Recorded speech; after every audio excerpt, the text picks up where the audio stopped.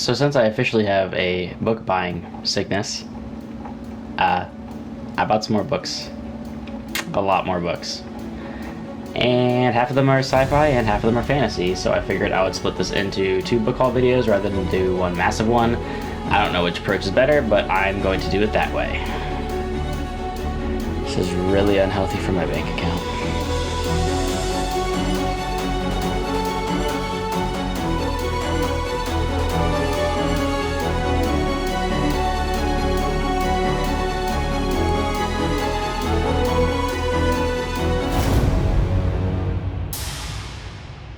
Welcome back, everybody. If you haven't already, like and subscribe to the channel, hit the bell notification if you want to be reminded of any further updates that I give. And here we go. Let's jump into the books that I bought in the past week and a half. So let's go ahead and get the biggest goof of my lifetime of buying books so far, and that is I went to Books A Million, which I haven't been into in years. I didn't even know they still existed, but I found one and I realized that they have a bargain bin section, and I bought 2 books that looked cool. They were the first and second book of what I believe is a trilogy, and should have looked it up before, because The Fall of Shannara is the final series in this series of books, and there's 20 or so books I'm supposed to read before getting to these, so that's a thing that happened.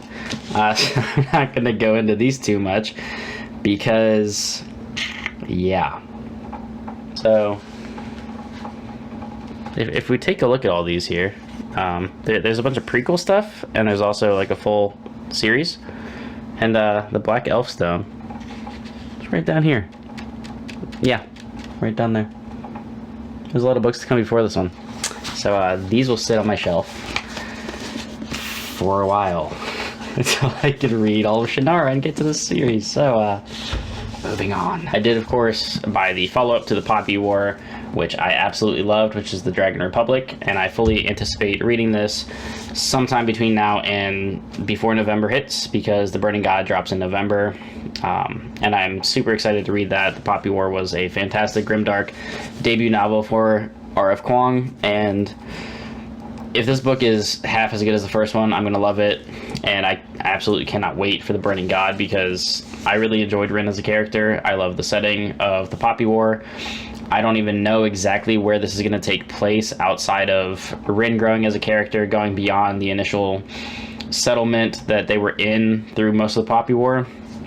And I assume she's going to learn more about her powers and, you know, how the gods work, how their entire magic system works, things like that. So I fully expect this to expand massively on that and really become a larger scope story prior to The Burning God coming out, which, again, I can't wait for. Even early art copies that I've seen people talking about, to say that it blows everything out of the water. I'm really looking forward to R.F. Kuang just as an author in general. I think Poppy War was a fantastic debut novel, and I'm expecting great things from the Dragon Republic. And after seeing rave reviews for this book, I can only imagine that The Burning God will be a fantastic conclusion to the trilogy, which I hope is the case, because oftentimes you read books 1 and 2 and they're really good, and then an author doesn't stick the landing and it kind of makes the trilogy fall apart.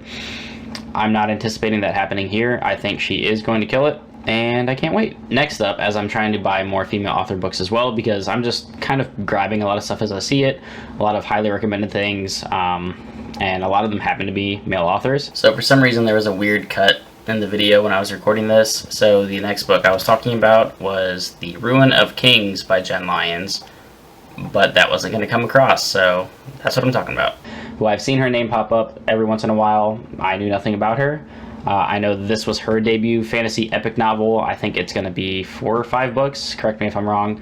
A Chorus of Dragons, something like that. Is that what it is? Yes. This is book 1 of 5 in the Chorus of Dragons. And this, of course, this happens with every fantasy series that debuts. Game of Thrones fans are going to like this. Wheel of Time fans are going to like this. If you like Lord of the Rings, you're going to love this. So, I mean, this book is heaped with all that kind of praise. I take all of that with a gigantic grain of salt, because that gets tossed on everything, it seems. If you slap George R.R. Martin's name or Tolkien on the cover of a book, it sells copies.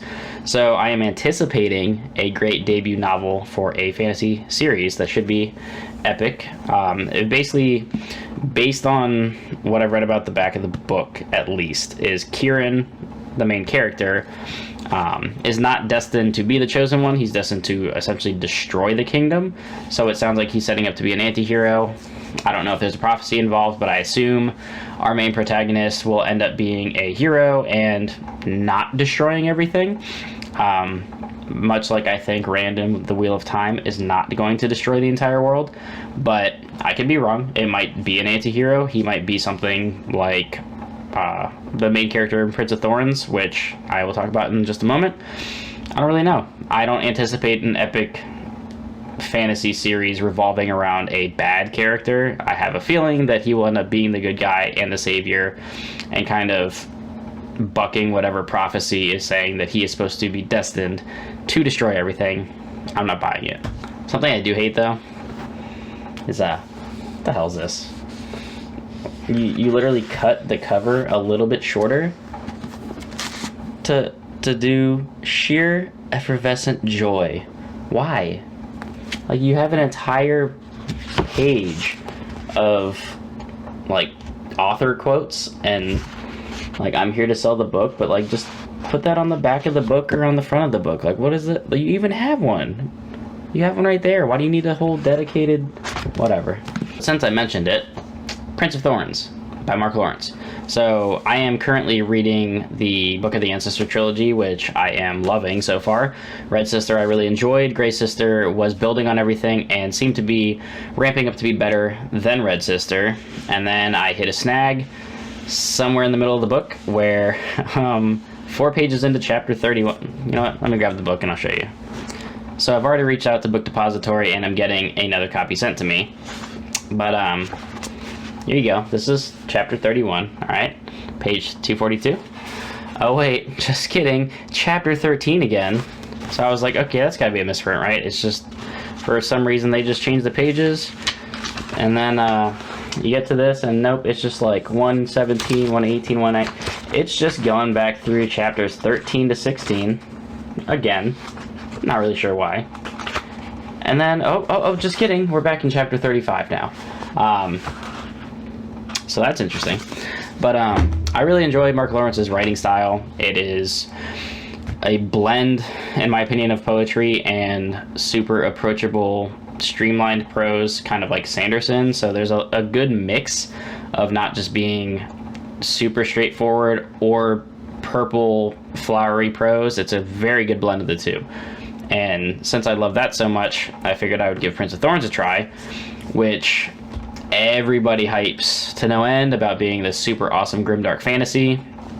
I've heard recently some people talking about how boring it gets, but if it's anything like the Book of the Ancestor as far as the writing style and violence and grimdark nature of the world, I have a feeling I'm going to like it a lot. This is very much a terrible person as your main protagonist, because he's not really a protagonist. He's kind of a bastard. And everything I know about him is he's kind of unlikable on purpose. So hopefully that doesn't detract from the story. I can obviously see why it would for some people, because if the main character is not likable, and I think this is a first-person POV story, if he's not likable and you're not enjoying his character, you're probably going to hate the book. Why is Slack going off?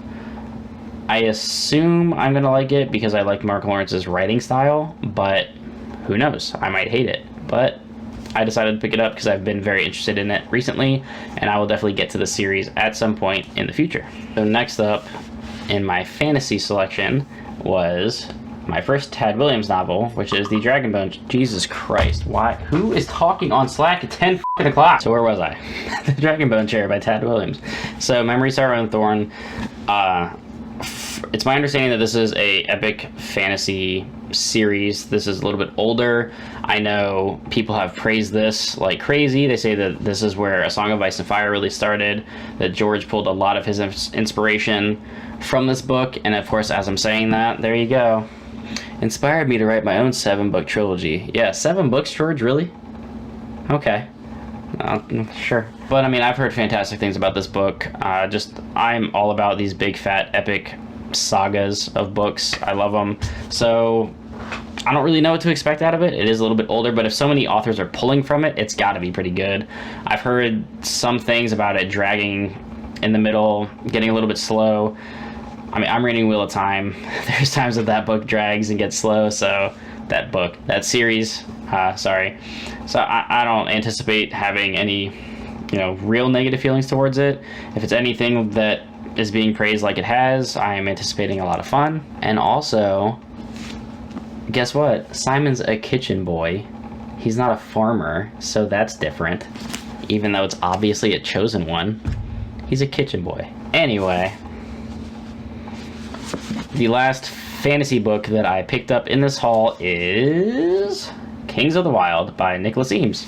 And this has been hyped to no end for me. Everybody that I talk to loves this book. They say the band in this is fantastic. It's my understanding that this is essentially a band getting back together. Obviously, instead of a band, it's a fantasy story. So they're mercenaries, they're warriors, and they're getting back together to go hunting again. So this sounds like it's just going to be a hell of a lot of fun.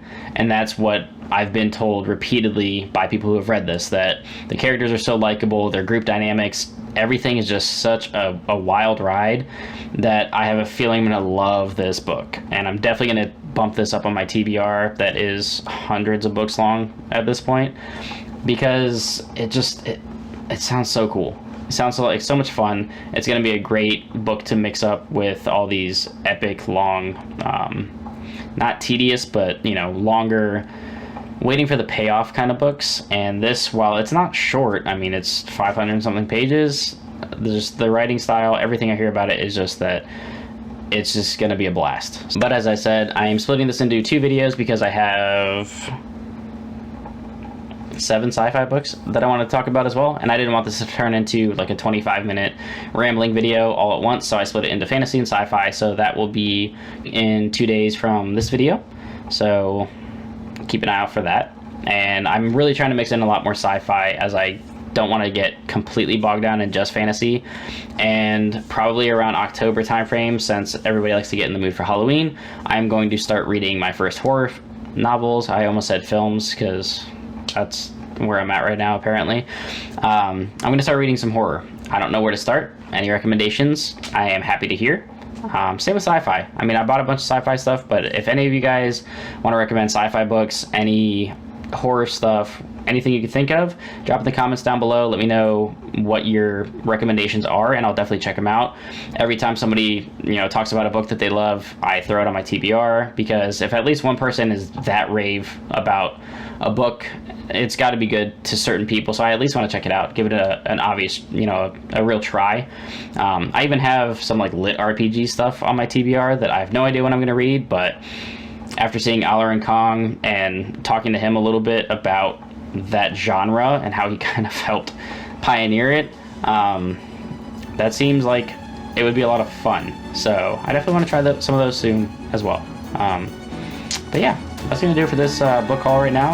Again, I have another one coming in a couple days, so keep an eye out for that. And until next time, everybody, keep reading.